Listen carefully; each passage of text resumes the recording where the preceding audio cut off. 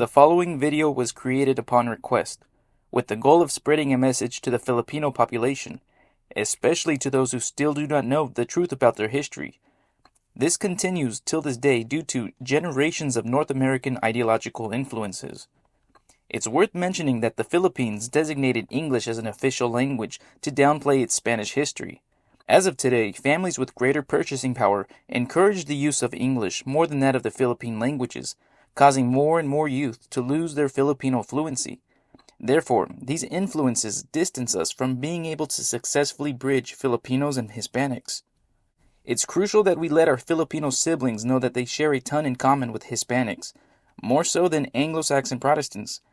Despite the fact that in just 50 years, North Americans have managed to erase 3 centuries of shared history, the content of this video will be available in both English and Spanish, with the aim of achieving greater dissemination, especially within the Hispanic community. The main figure of the following video is that of the Philippine General Emilio Aguinaldo, who was the president of the First Republic of the Philippines and the most visible head of the independence movement against the Spanish crown, who believed that with the intervention of the United States, the Philippines could solidify their independence by accepting American aid. However, far from reality, since after the end of the Spanish-Philippine War, the United States invaded the country, giving rise to a Philippine-American War, which Emilio Aguinaldo himself would lead. After losing the war, the Philippines would become a colony of the United States until after the Japanese invasion of World War II. The Philippines would achieve its independence from the United States in 1946. During the period of U.S. occupation, Aguinaldo remained linked to independence movements, so he was never positively seen by U.S. sympathizers, who, thanks to the work of different authors and politicians, managed to paint the Philippine general as a murderer and a traitor, a perception that still persists till this day. Among the majority of the Philippine population, Emilio Aguinaldo is still seen in this light. The general who was once the main architect of the Philippine independence from the Spanish crown. This video will be reproduced with the help of artificial intelligence, an interview that the Filipino journalist Guillermo Gómez Rivera held with Emilio Aguinaldo and his wife, Doña María Agoncillo, at their home in Cavite on December 16, 1958. Mrs. María Agoncillo de Aguinaldo allowed Gómez Rivera to enter her mansion after having been informed that he was arriving with the purpose of interviewing her about her knowledge and her opinion on the national dress of the Philippines. In the middle of the interview, Emilio Aguinaldo intervened, and unexpectedly, it was he who would be interviewed. Gómez Rivera did not publish his interview at the time, because his family asked him not to do so, since the interview was conducted only a few years after the independence of the Philippines from the United States, and its content could have been considered as highly compromising. Now there exist other winds of freedom in the Asian country. The 86-year-old veteran journalist considered that the time had come to publish it, in order to expose many historical errors about President Aguinaldo and the Philippine nation. In the book True Version of the Philippine Revolution, Emilio Aguinaldo details some of the events that are discussed during this interview. This book can be read and downloaded for free from the Project Gutenberg portal. I'll leave the link in the video description. The following is that interview. Ma'am, in view of the controversy in the newspapers about Filipino national dress as it is now made by couturiers or dressmakers, what would you say? That the national dress without its scarf or almapay on the shoulder ceases to be Filipino. Ma'am, are you against its modernization? The national costume of the Philippines should be respected. The form should not be destroyed. Costumes with its influence may be made, but this should not change how the national costume of the Filipino woman appears.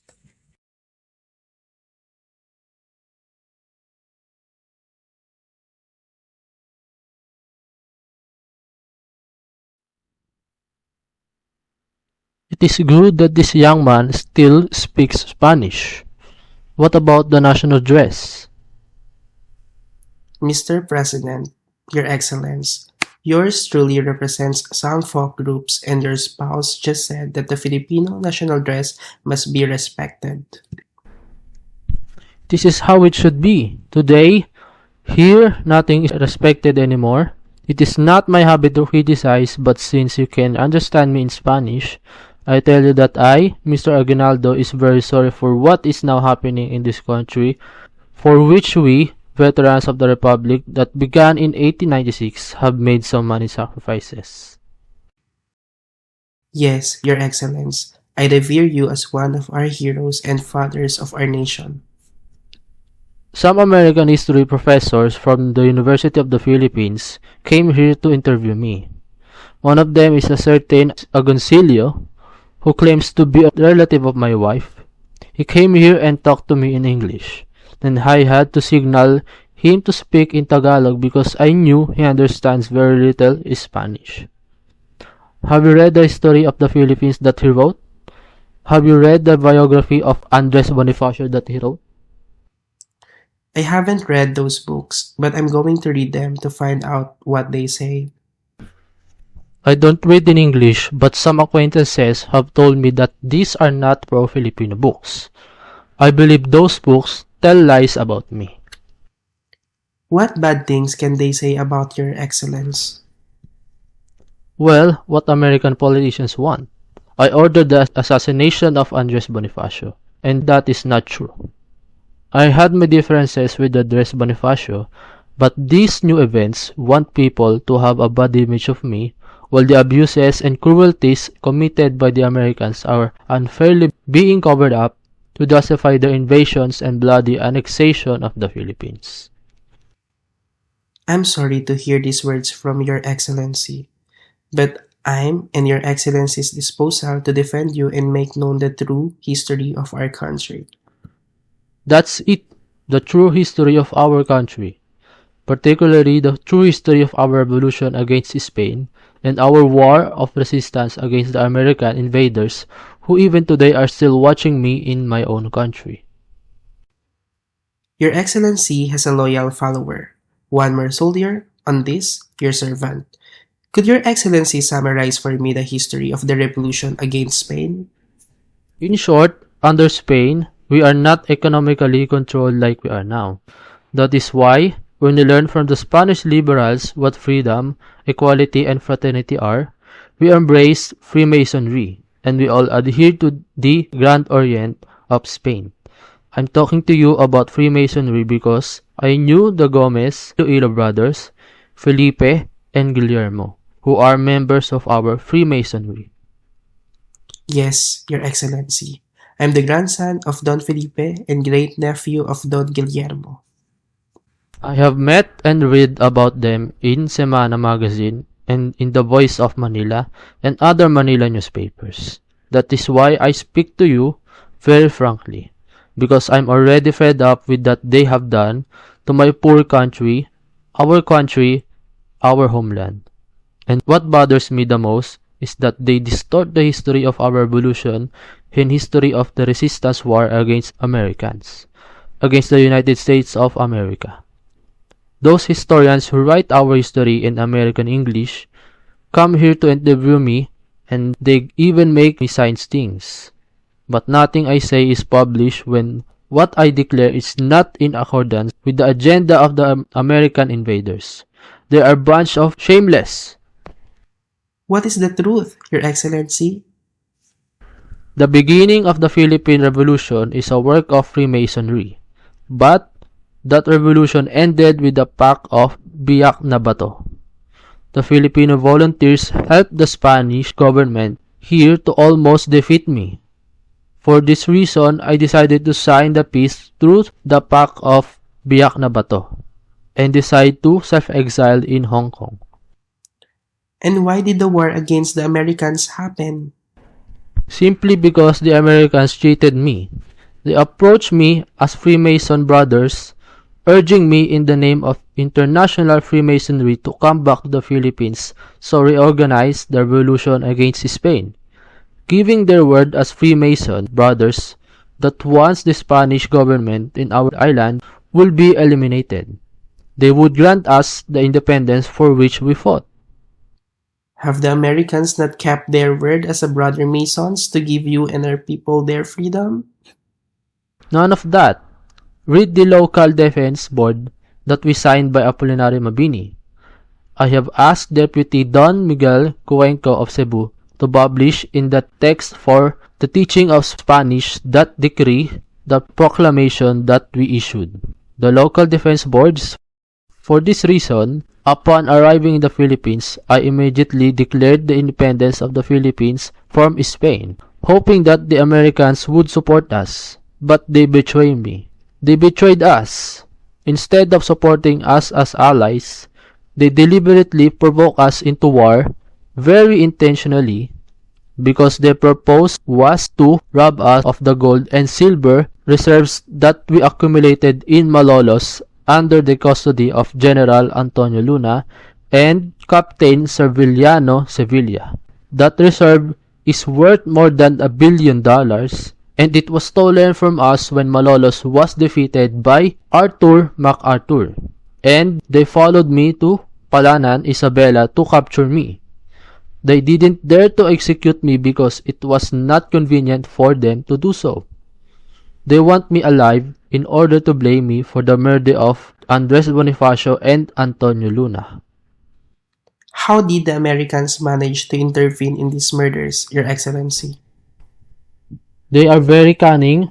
By using Freemasonry and money, they paid some of our men. Yes, they paid, intimidated, and threatened to make these people, who supposedly were under my command, to assassinate Andres and Procopio Bonifacio after an alleged trial of only 1 day long, and they were sentenced to death.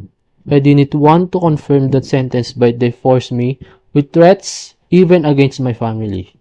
And here now, I'm suffering because they point at me as the one who killed Bonifacio. And what about General Antonio Luna? The same. They manipulated me and set everything up for me in Cabanatuan, and then they blame me. They killed General Antonio Luna as well as Andres Bonifacio in the Masonic way, with bladed weapons. That is why I, in my interior, have announced Freemasonry, because today's Freemasonry belongs to the exploiting empire of the Americans. My General, Your Excellence, this truth must be published. That is precisely why I'm telling you now, because you will be the one who will make it public in the future so that our people know their true history. Do you regret anything that you have done in your life? Yes, I largely regret having risen up against Spain, and then that is why, when they celebrated in Manila the funeral for King Alfonso of Spain, I appeared at the cathedral to the surprise of the Spanish people, and then they asked me why I had come to the funeral of the King of Spain, against whom I rose up in the rebellion, and I told them that he is still my king because under Spain, we are always Spanish subjects for citizens, but now, under the United States, we are just market of consumers for their exports, when not pariahs, because they have never made us citizens of any state of the United States, and the Spanish made way for me and treated me as their brother on that significant day. Your Excellency, what can you tell us about the future of our country? At this point at my age, I think that the Philippines will remain a colony of the United States because the campaign of forcing the English language on our children is relentless and leads to the Philippinization of our future generations. Even more so, because they lose the necessary knowledge of the Spanish language, which is official Tagalog of our First Republic. Are you at peace with yourself, Your Excellency?